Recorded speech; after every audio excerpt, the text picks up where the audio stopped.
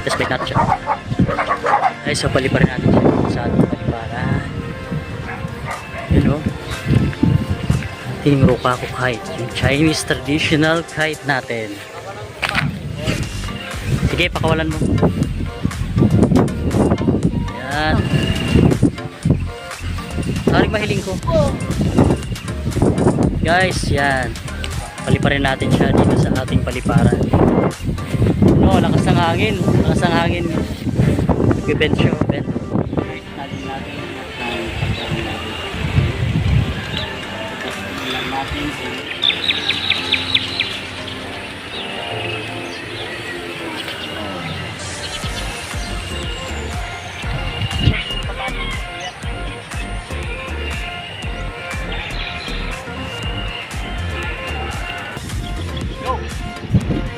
Okay.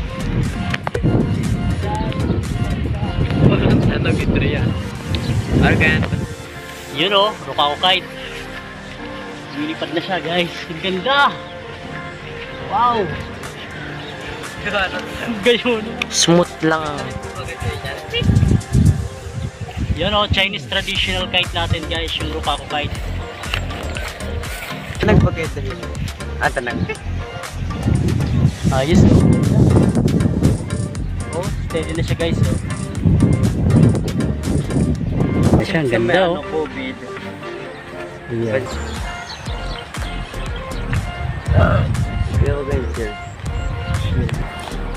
So yan guys, yan papalipad na natin yung ating Rokaku kite. Yan o. Yan guys, steady lang siya. Yan guys. Yan o. Tigas. Tumitigas na siya o. Lumalakas yung hangin. Taas ang tapan ng lalo. Yan guys, so yung Rokaku kite natin. So andito kami ngayon sa paliparan namin guys, at pinapalipad ng panganay ko, Ibrahim Kaway. Yung aking pamangkin si Ibrahim. Ang ganda ng lipad niya oh, guys.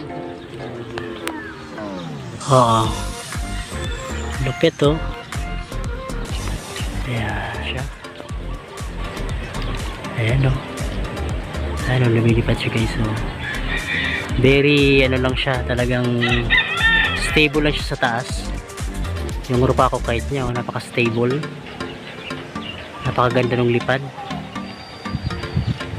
So galing.